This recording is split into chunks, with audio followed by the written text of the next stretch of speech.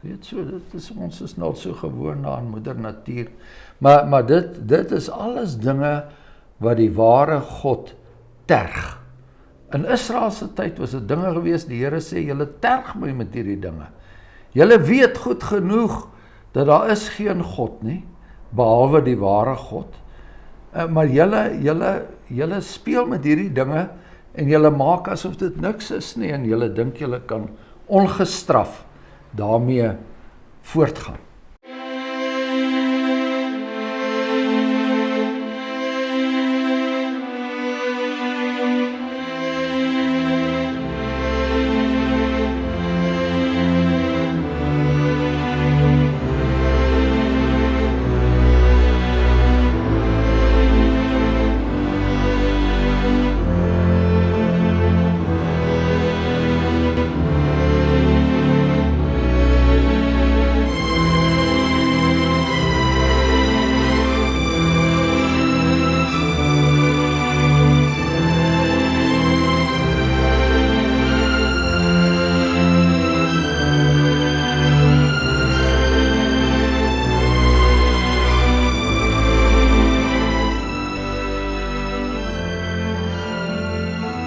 Goed, ons kan maar begin. Kom ons bid saam. Ons hemelse Vader wat vir ons alles gee wat ons nodig het. Ons dankie vir hierdie dag. Dankie dat U nog steeds U vriendelike aangesig oor ons hou, dat daardie genade oor ons skyn.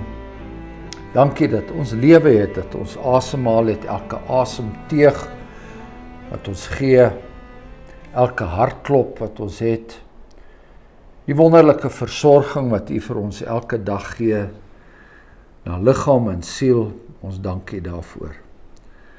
En dan in besonder nou, dat ons uit U woord uit kan leer, en dat ons kan groei in geloof. Ons bid dat daar by ons insig sal wees. Ons weet dit kom nie uit ons eie uit nie, maar die verlange om die Bybel te verstaan, en ook die insig om dit te kan verklaar, dit is alles dinge wat van die Heilige Gees afkom. En ons dankie daarvoor, ons dankie ook daarvoor, want U het U kinders nie net verlos deur ons Here Jesus Christus nie, maar U versorg hulle ook en U voed hulle ook elke dag met dit wat ewigheidswaarde het. En mag dit wat ons dan vandag hoor en inneem, mag dit ook vir ons ewigheidswaarde hê. Ons bid dit in die naam van ons Verlosser, Jesus Christus. Amen. Die boek Handelinge, en ons is in die 19de hoofstuk, die apostel Paulus is nog steeds in Efese. Ons het laas gelees hoe dat daar verskillende okkultiese bedrywighede in Efese was, onder andere duiweluitdrywing, die 7 seuns van Skefa het ons van gelees, maar dan ook die gelowiges wat tot bekering gekom het, en wat hulle towery gelos het, in hierdie laaste gedeelte wat ons dan behandel het te doen met die wat gelowig geword het, belydenis kom doen het, van hulle sondes, hulle dade bekend gemaak het, en die wat met towery omgegaan het, het die boeke bymekaar gebring en voor almal verbrand. En dan vers 20, so die woord van die Here met krag gegroei en sterk geword. En dan is daar al 'n afsluiting in vers 21. En toe hierdie dinge verby was, het Paulus hom voorgenem om deur Macedonië en Agaia te gaan en na Jerusalem te reis. Met ander woorde, hy is hier in Efese, in Klein-Asië, en hy het nou die vooruitsig om weer terug te gaan na Macedonië, en Agaia, met ander woorde, dit wat vandag Griekeland is, en om daarna na Jerusalem te reis. En hy het gesê, nadat ek daar gewees het, met ander woorde, in Griekeland, Agaia, Macedonië, in Jerusalem, moet ek ook Rome sien. En hier is nou aanduiding dat die apostel Paulus het in sy gedagtes, hy moet in Rome ook kom. En daarop stuur hy 2 van sy helpers, Timotheus en Erastus, na Macedonië, terwyl hy self nog 'n tyd lank in Asië, met ander woorde in Efese, gebly het. So hy stuur 2 van sy helpers, Timotheus, wat ons nou baie van lees in die Bybel, stuur hy na so lank vooruit, terwyl hy nog 'n rukkie hier in Efese bly. En nou, vir ons van vandag, van belang, en omtrent hierdie tyd het daar geen klein opskudding met betrekking tot die weg ontstaan nie.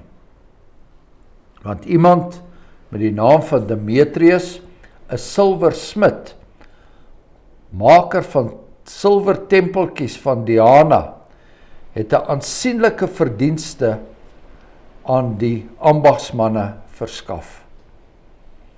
En toe hy hulle en die werkers in daardie soort bedrywe bymekaar geroep het, sy manne, julle weet dat ons welvaart uit hierdie verdienste is.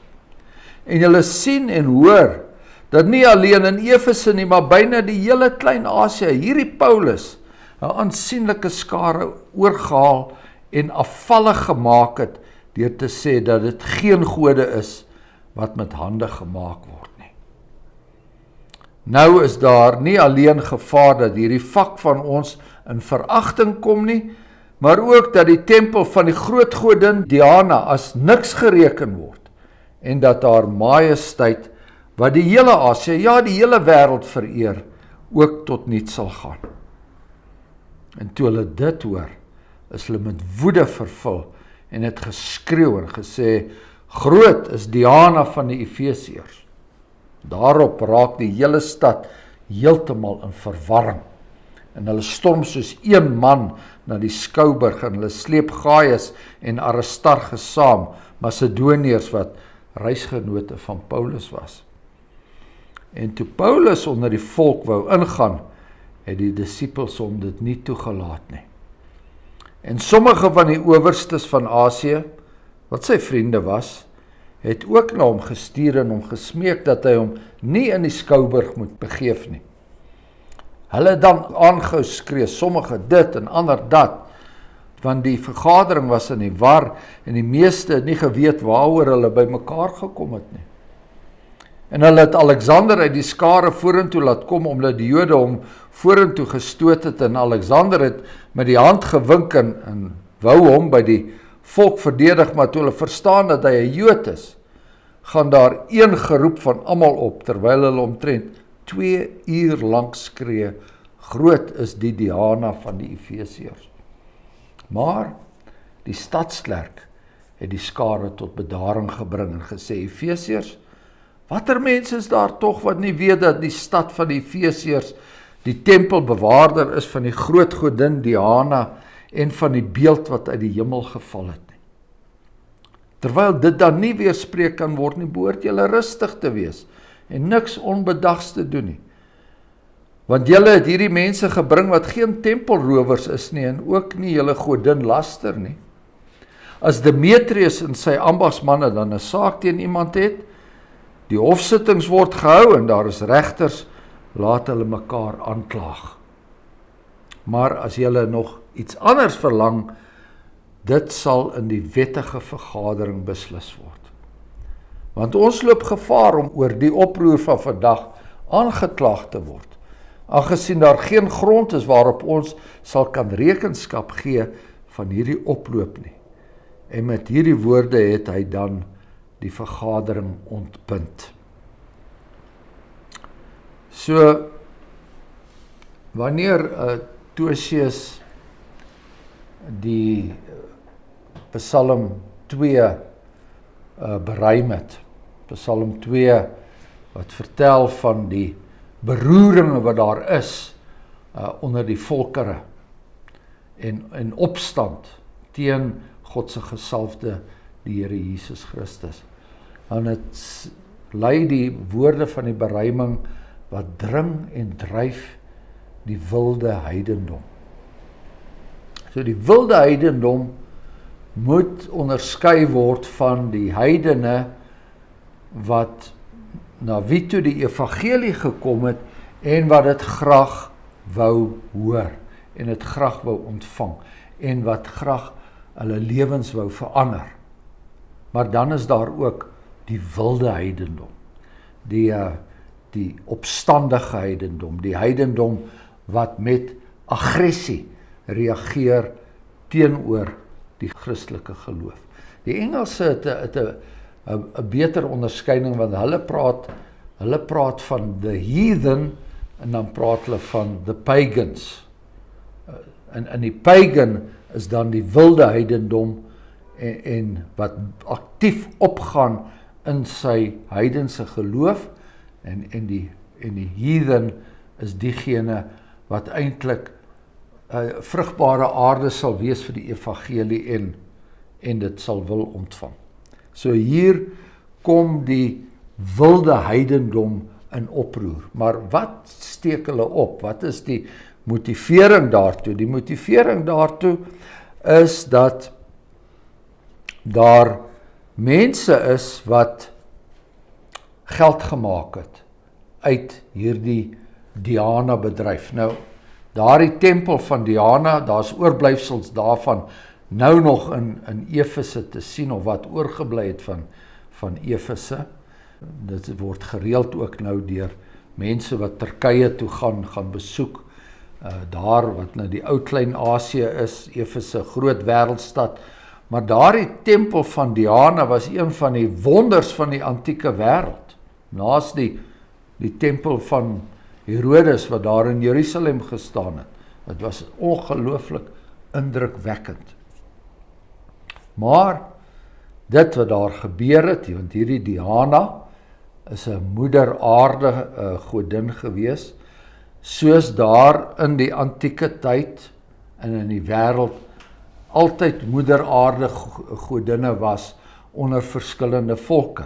By die Egiptenare het jy Isis en Osiris gehad, en by die Kanaaniete het jy Baal en Astarte gehad, en jy het altyd hierdie godepaar gehad, en dan is die vroulike god, is die god van vrugbaarheid en die god van vooruitgang.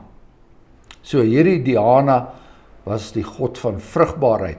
Die beeldjies wat hulle van haar gesmous het daar, en daardie groot beeld wat hulle sê wat uit die hemel uitgeval het, daardie beeld was van 'n vrou met talle borste.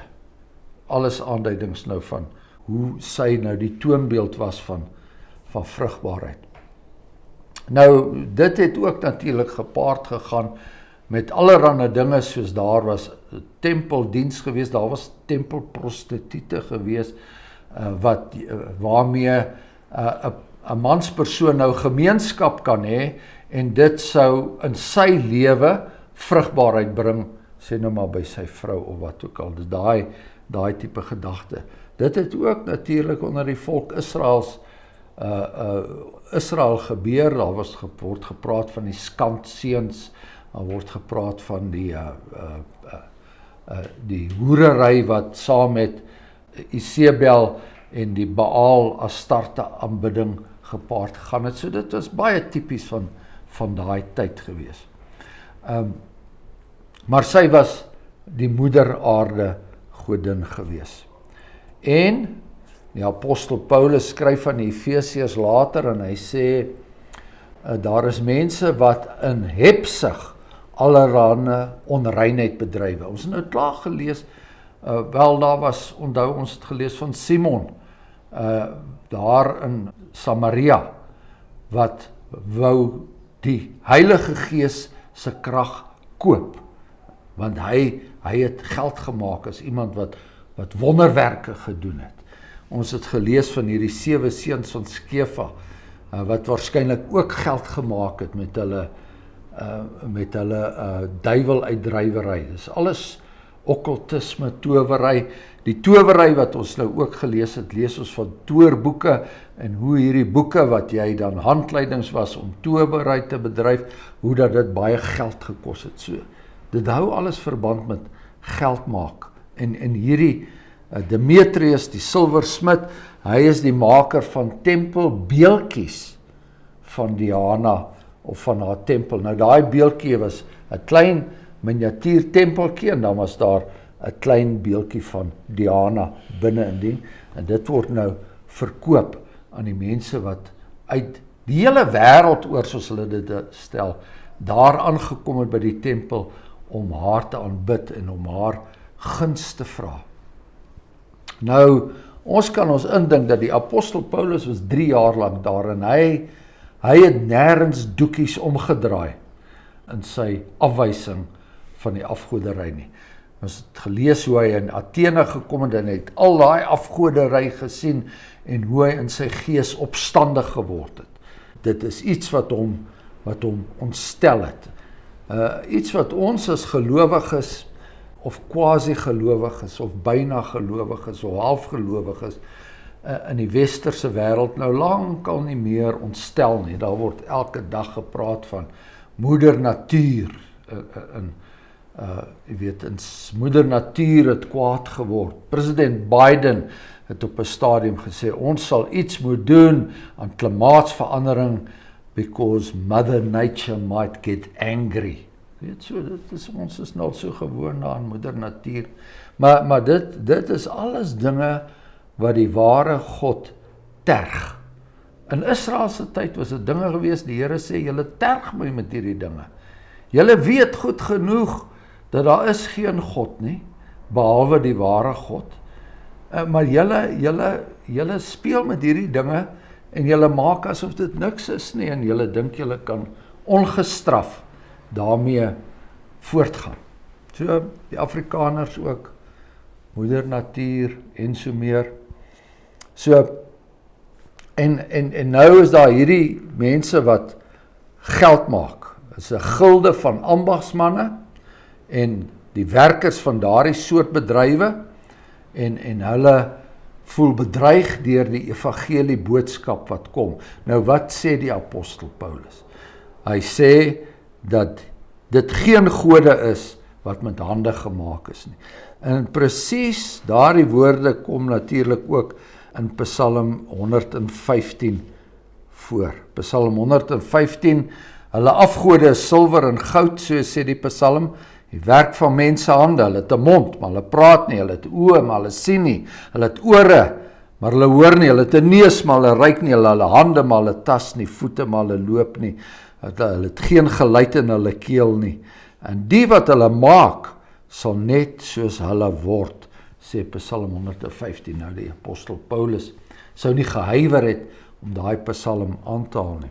Maar hy sê ook in daai tyd, in sy prediking, en ons lees dit in 'n brief wat hy aan daai einste Efesiërs geskryf word, waar hy skryf oor Jesus Christus, wat die uitnemendheid van sy grootheid van sy krag is, vir die wat vir ons wat glo.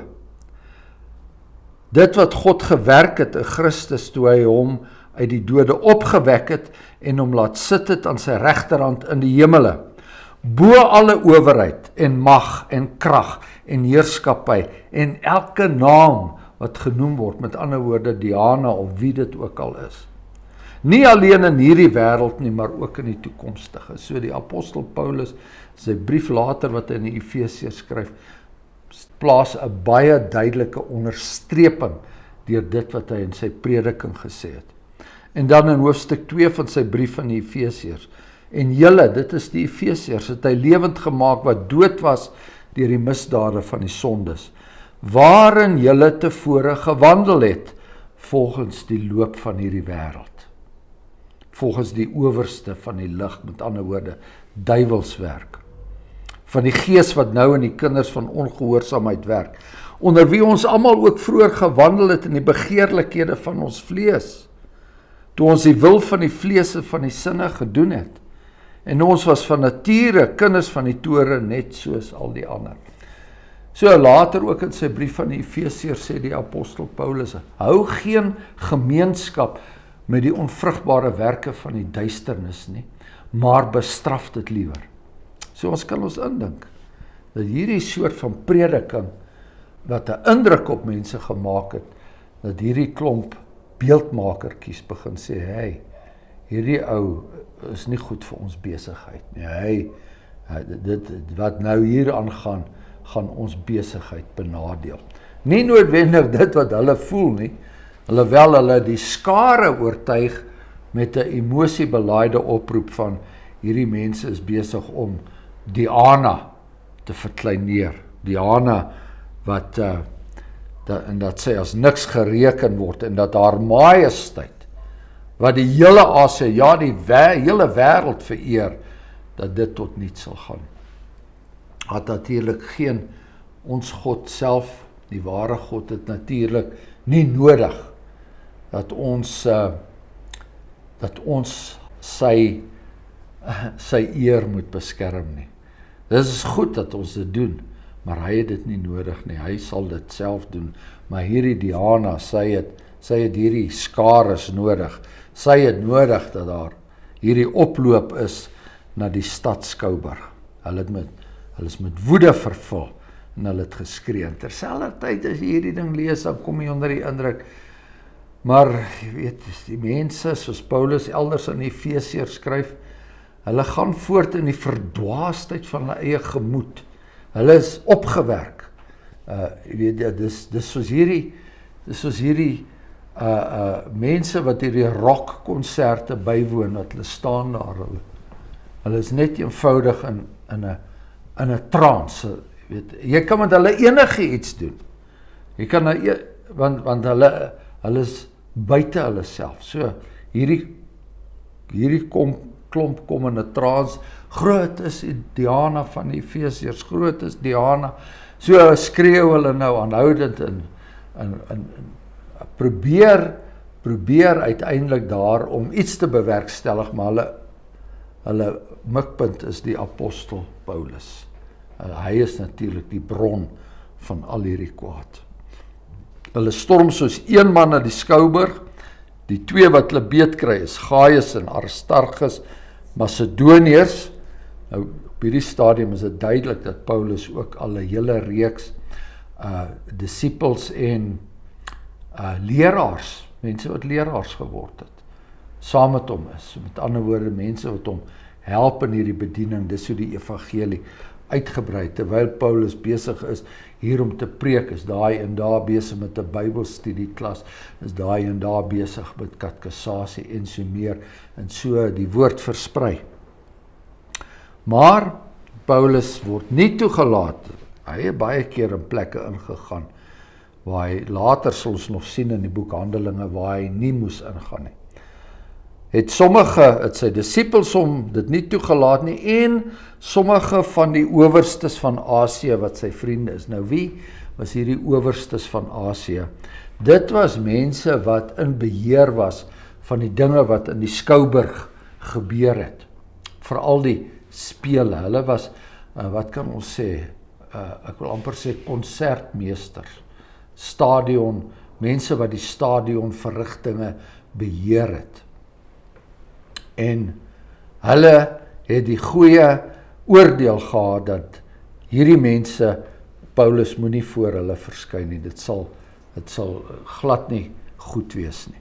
So hulle het hom verhoed. Maar nou hou hulle aanskree, en die vergadering is in die war. Die meeste weet naderhand nie meer waaroor hulle by mekaar gekom het nie. Hulle was so in 'n trance.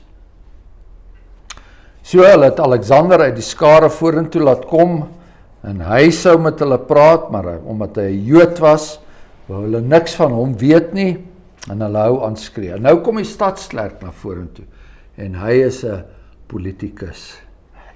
Hy het 'n manier om mense te swaai in 'n rigting.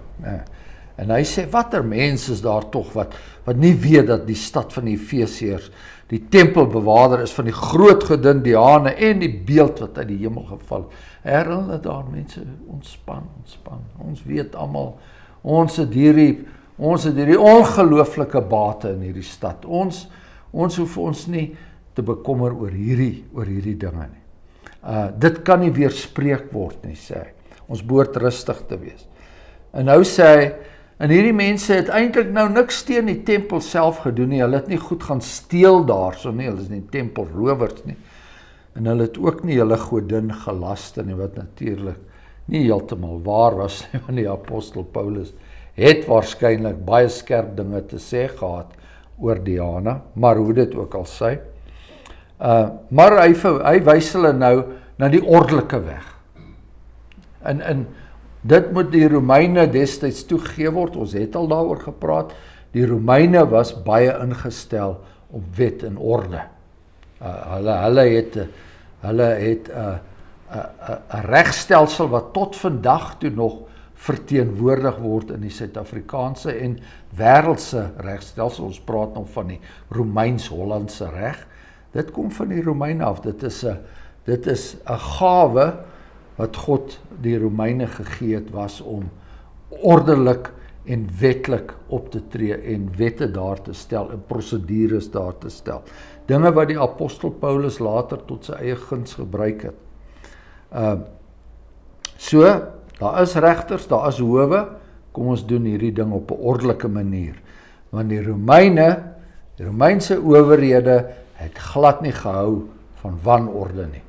En die apostel Paulus het, onthou julle daar in Filippense, in Filippi het hy vir daai mense gesê, julle het onordelik opgetree, julle het ons somme hier laat afransel, en daar was geen wettige prosedure gewees nie, en ons is Romeinse burgers ook, en hoe daai mense toe nou nog geskrik het, toe hulle dit verneem het, dat hulle eintlik verkeerd was, en dat hulle voor die gereg nie sou stand kon hou nie.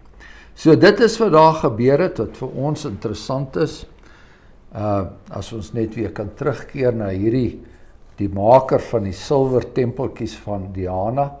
Mense vat hierdie silwer tempeltjies, ons kan sê, dit was net 'n aandenking gewees, maar ons kan ook dink dat daar voor daardie beeldjies, dan daar waar hulle was in Klein-Asië of die wêreld oor, of hulle dan ook weer gebuig het voor daardie beeldjies, en dit aanbid het as die naaste verteenwoordiging van die groote Diana, wie se tempel in Efese is. Ons kry dit in die Ou Testament, as ons nou al ooit gelees het, dis nogal interessant as jy dit lees daar in Genesis, hoe Jakob se vrou het mos die huisgoetjies gehad. Jy lees daar van Jakob se vrou en die huisgoetjies. Dis dieselfde tipe ding. Dis iets uit die heidendom wat hulle nog saam met hulle gehad het, tipe gelukbringers kan ons dit noem, né? En dan ten slotte net 'n opmerking, jy weet as jy nou vandag na New Bethesda toe gaan, en daar is die huis van Helen Martin, wat eintlik 'n soort van 'n sonaanbidder was, maar sy self word vandag grootliks vereer. En daar's mense wat pelgrimstogte neem na New Bethesda toe, om by die uilhuis te kom, en daar's tot Ethel Fugard hulle, en die mense, hulle het tot daar 'n boeddhistiese tempel opgerig in New Bethesda, jy weet, omdat dit 'n plek is van groot geestelike waarde, die dorp.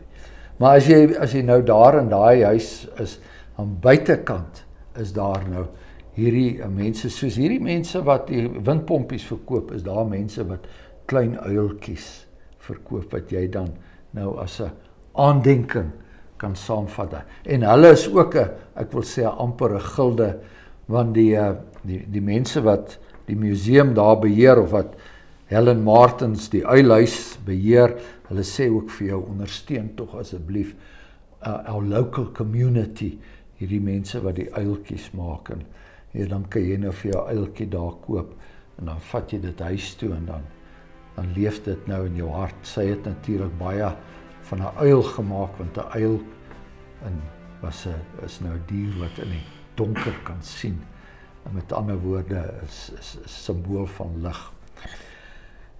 Ja, maar baie dankie vir julle geduldige luister. En hy het die teken gegee.